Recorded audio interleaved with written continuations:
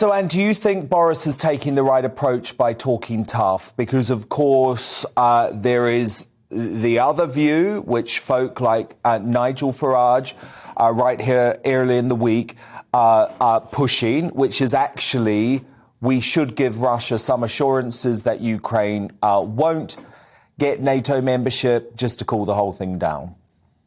Well, I don't often disagree with Nigel Farage, but I'm surprised to find him in favour of effectively waving the white flag.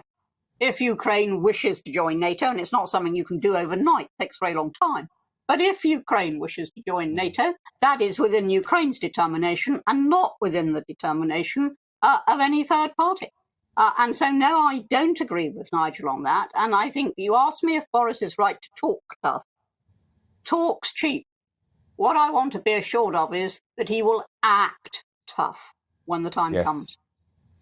Well, I completely agree, Anne, because we've also had Liz Truss talking about all of the dirty money that flows through the City of London on a daily basis. That makes me sick, Anne. So I again agree with you. Let's stop talking tough. Let's start acting tough on the Russian dirty money too, because that will hit them where it hurts.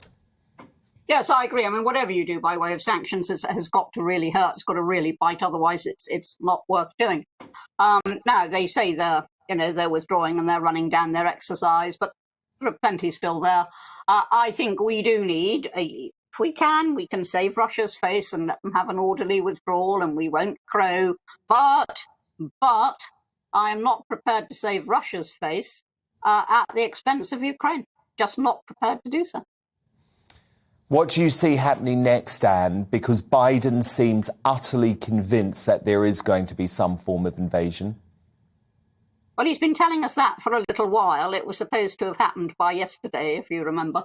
And I'm quite surprised that, that he's sort of repeating intelligence all across our screens. It's a question of who you're going to trust. Biden did talk earlier on about small incursions being permissible. What is a small incursion? Is it what happened today? Is it if Russian troops just, go a few yards over Ukraine's border? What is a small incursion? I don't really trust Biden. I've actually at this point got a greater trust in Boris and in Liz Truss, who I think do mean what they say. Yes.